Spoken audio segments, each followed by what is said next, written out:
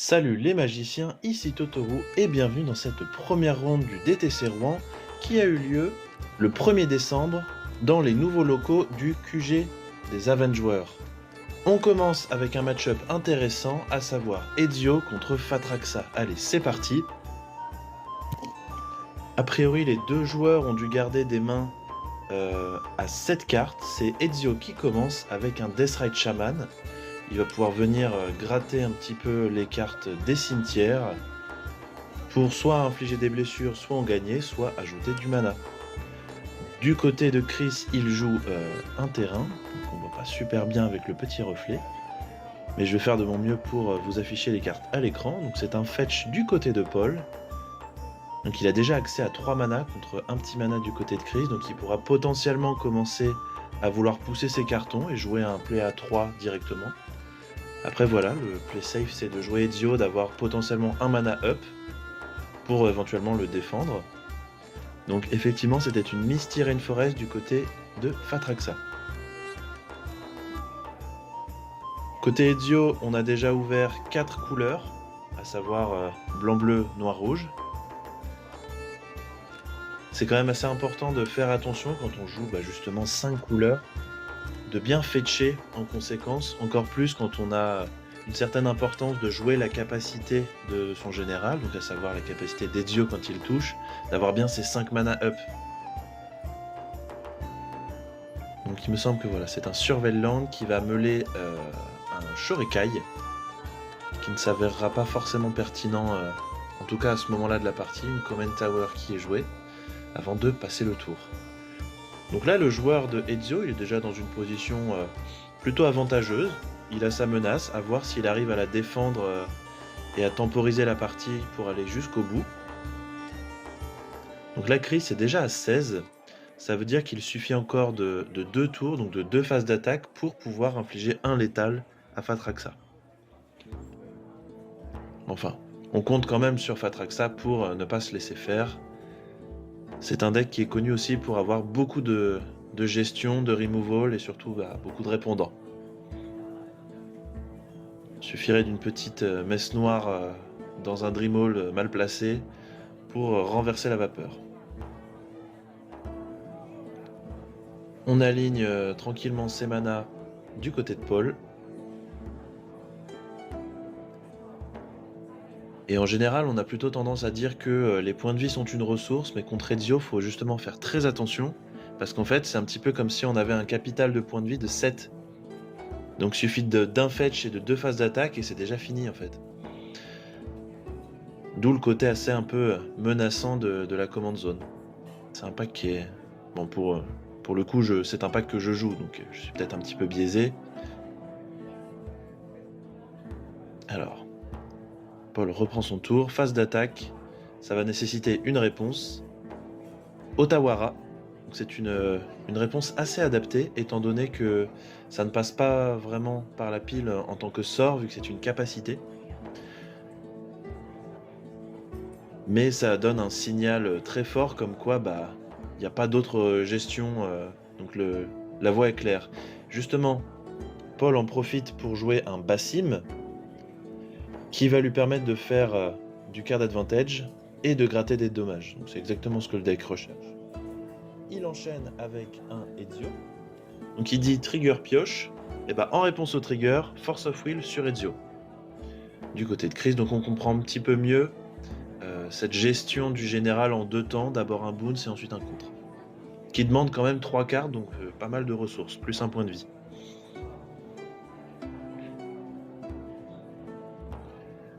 Ezio contre à 4.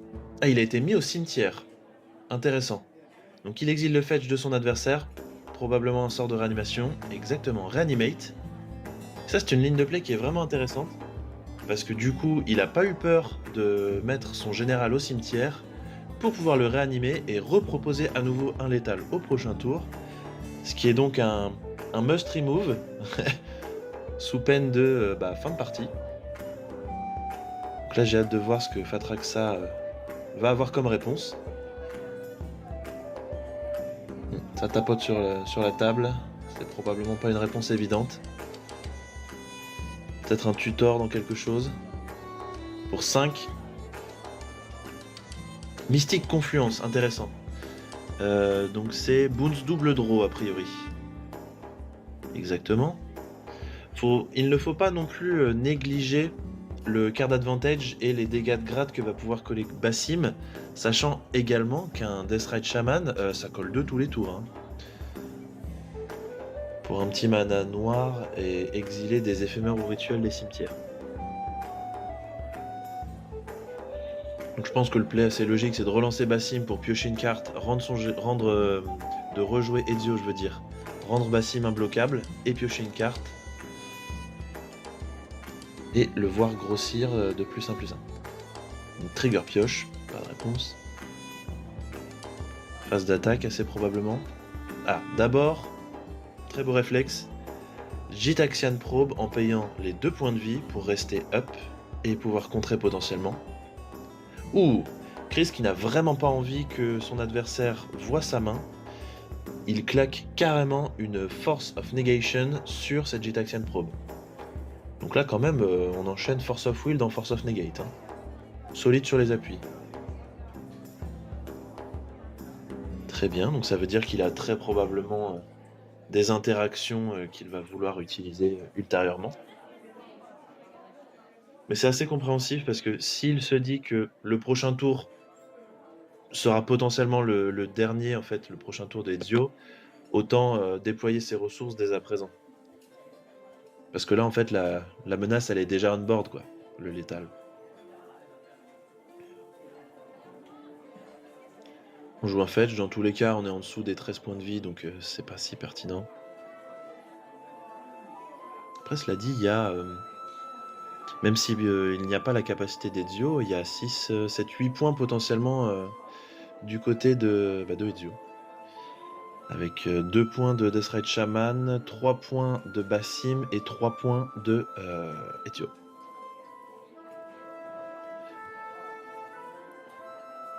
C'est vrai qu'une Vras serait bienvenue. Après, il faut quand même garder à l'esprit que Paul dispose de potentiellement 4 mana ouverts.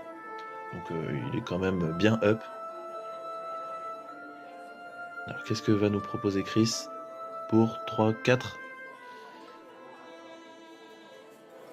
Alors effectivement, il y a eu un petit cut parce que la caméra a fait un petit peu des siennes, on va dire. Donc il y a certains moments où il va manquer 1 ou 2 minutes, mais on peut assez aisément reconstituer la suite de la partie. Il y a eu des échanges de ressources qui font, bon là du coup ça a été cut juste avant la fin de la partie, qui font que Ezio s'est retrouvé dans une position suffisamment dominante pour pouvoir attaquer et clôturer avec sa capacité en payant les 5 points de vie. Il remporte donc cette première partie. C'est Chris qui commence la deuxième avec un... il me semble que c'est un fetch, si je dis pas de bêtises. Du côté de Paul, c'est également un fetch. Ça doit être un fetch blanc-vert du côté de Chris, si je ne dis pas de bêtises. Un Surveillant d'une Meticulous Archive qui permet vraiment de lisser les parties. Je ne le répéterai jamais assez, mais vraiment les Surveillants, quelle merveille. J'étais assez sceptique au début parce que les Taplands c'est quand même assez fatigué au niveau tempo, mais le petit Surveil il met vraiment très bien. Puis quand on révèle une carte qu'on peut réanimer ou même un flash ou n'importe quoi qui synergise avec le cimetière, ça équivaut presque à une extra draw en fait, puisque en fait dans le Magic actuel, le cimetière c'est quasiment une deuxième main. Ça fait quelques années que c'est le cas, mais ça s'accélère en termes de phénomène dans les années récentes, quoi. Donc on a donc également un Fetch Surveil, tiens, du côté de Paul, donc en l'occurrence, je sais plus comment il s'appelle, mais c'est le bleu-rouge.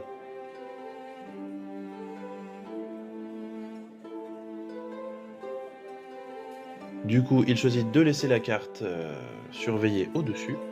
Il pioche une Animate Dead qui pourra venir faire des bêtises ultérieurement.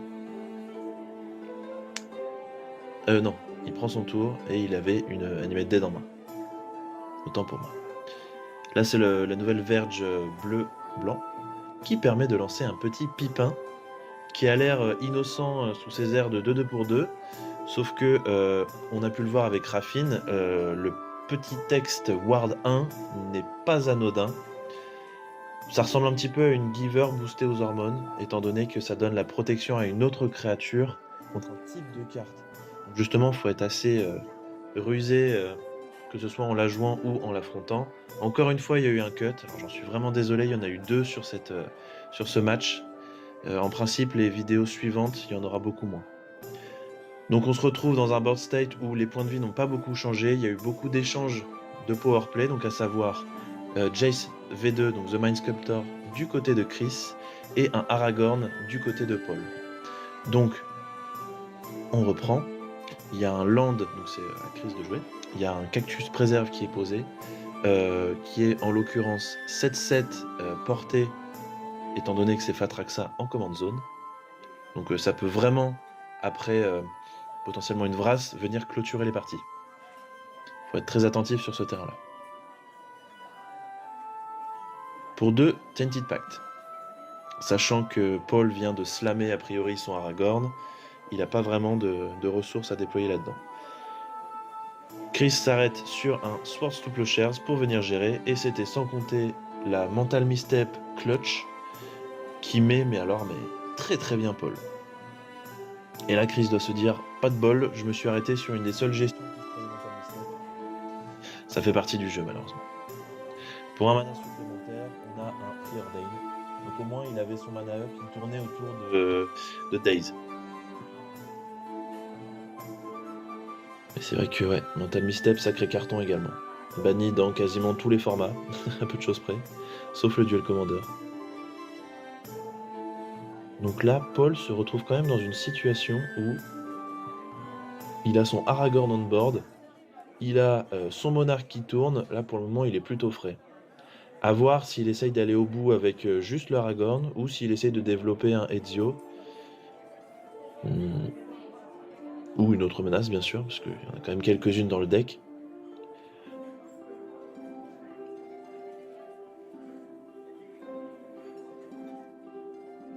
Et en termes de menaces, on n'est pas trop mal. Alors ça, je trouve que c'est un ajout qui est vraiment pertinent dans le deck. Shorekai. Shorekai, c'est un faux drop 4. C'est plus, on va dire, un drop 5, puisqu'on va avoir plutôt tendance à vouloir activer sa capacité dès le tour où on le joue. Ça va venir poser du board, faire du card advantage et proposer un kill. C'est pas pour rien que ça a été ban en command zone, si ça remplit en fait quasiment tout ce que cherche un deck à faire, un deck plus ou moins tempo ou contrôle. Donc en l'occurrence, là c'est une véritable menace qui a été posée. Chris joue un Mystic Sanctuary et repose, étant donné qu'il a ces 3 autres îles, il repose son STP au-dessus de sa bibliothèque pour la repiocher soit au prochain tour, soit s'il a un cantrip, probablement pour venir éclater ce Aragorn. Alors, qu'est-ce qu'il va nous proposer pour 3 Brain Surge. Donc effectivement, il va pouvoir, alors, si ça résout, il va pouvoir piocher 4 cartes, en remettre 2 au-dessus, donc c'est un Brainstorm plus, qui se mange encore plus Orcish Bowmasters. Et qui va pouvoir lui piocher son removal à Aragorn, que je pense qu'il faut slammer de suite, pour pas laisser le temps à Paul d'activer son Shorekai, de repiocher des cartes et de faire du boui-boui. Donc en réponse, bon réflexe, on creuse, sait-on jamais. On pioche une faux ou autre.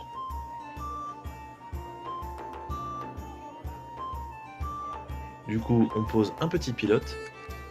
Et mine de rien, le fait de crew Shorekai, c'est pas une ligne un texte d'ambiance quoi. Étant donné que les pilotes peuvent crew en tant que 3 de force, il suffit de 2 pilotes et d'une de 2 et puis on est bon hein.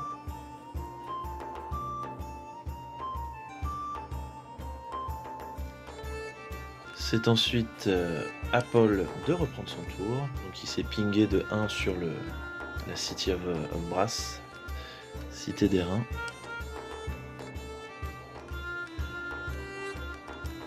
Alors, un sort à 2 a priori, qui va être lancé, J'arrive pas à voir ce que c'est vu qu'il la tient parfaitement droite. Ah, d'accord, c'est un démonique tutor. Donc là, il va pouvoir aller chercher la carte de son choix dans son deck. A priori, il a fait son choix. J'ai pas l'information en l'état de quelle carte il est allé chercher. Je sais pas trop ce que... Potentiellement une Force of Will peut-être. Il joue un fetch, Verdant Catacombs.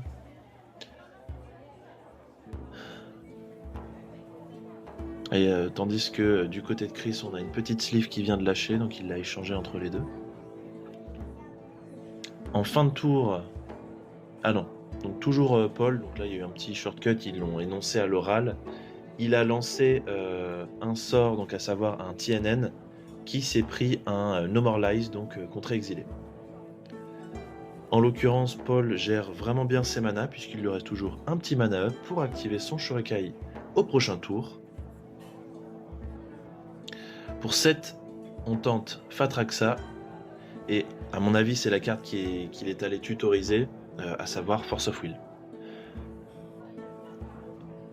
En sachant qu'il avait déjà sa carte bleue en main, ou qu'éventuellement il pouvait la creuser creuser pour aller la chercher avec Shurikai. Donc là du côté de Chris, certes on est à 18, mais ça peut réduire très très vite, hein. Un petit coup de Shurikai.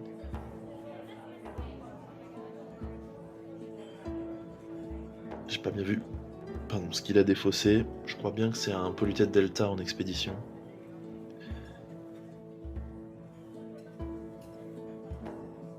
À nouveau un fetch.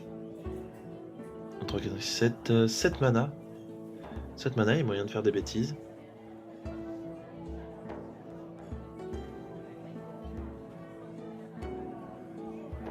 Ezio qui n'avait pas encore été lancé depuis le début de cette partie, donc vraiment une partie rondement menée, parce que même si jamais il se fait contrer, écoute, pour 4, je te rejoue Ezio dans la foulée. Donc je pense que le plan là ça va être de crew, ouais c'est ça, super. Le plan c'est de crew Shurikai et de venir mettre un parpaing à 8. Du coup on est à portée de l'étal d'Ezio dès le prochain tour. Étape de fin, puisque c'était pas suffisant, pioche avec le monarque, qui est d'ailleurs représenté par un magnifique token de Marissa, donc Captain Magic Altered. Si jamais vous avez l'occasion de voir tous les beaux graphiques et tous les beaux jetons qu'elle fait, c'est vraiment du beau travail. Je ne peux que recommander son travail. On reprend avec un coup de cactus. Aïe aïe aïe ça pique. 7 points dans les figures. Et du coup, on récupère enfin ce monarque, parce que là, il a fait du card advantage quand même, hein, ce Aragorn. Du coup, étape de fin, pioche, on a 3 mana up, on est un peu en PLS, donc là il va falloir être très pertinent du côté de Chris.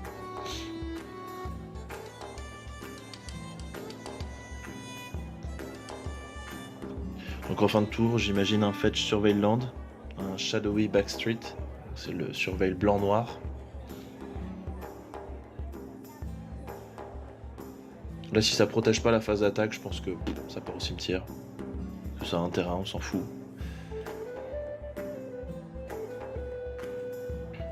Là il faut 1 ou 2 contre.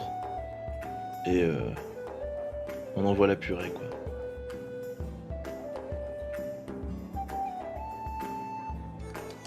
Il n'y a même pas besoin de coup Shurikai ou quoi, hein, c'est juste phase d'attaque. Bon du coup attaquer avec les petits humains, les petits pilotes c'est gratuit. Du coup on fait bouger l'adversaire qui flash un Snapcaster Mage. Et là si on a un contre, alors il y a combien? 7 mana, donc un contre à 2. Donc il va cibler sa Source Plowshares avec son... Et il était full tap, donc ça veut dire qu'il s'expose à une petite Force Spike qui fait bien mal. Bien mal. C'est donc Paul qui remporte ce match 2-0. J'espère que cette vidéo a été intéressante. Je m'excuse hein, pour les petits cuts, je suis encore tributaire des petits caprices de ma caméra. J'essaye de faire en sorte que ce soit le plus agréable possible pour vous. On se retrouve très bientôt pour la ronde numéro 2 qui verra s'affronter Jadar Mono Noir contre Tymna et Trazios. Je vous remercie de m'avoir écouté, c'était Totoru pour l'Antre du Deck.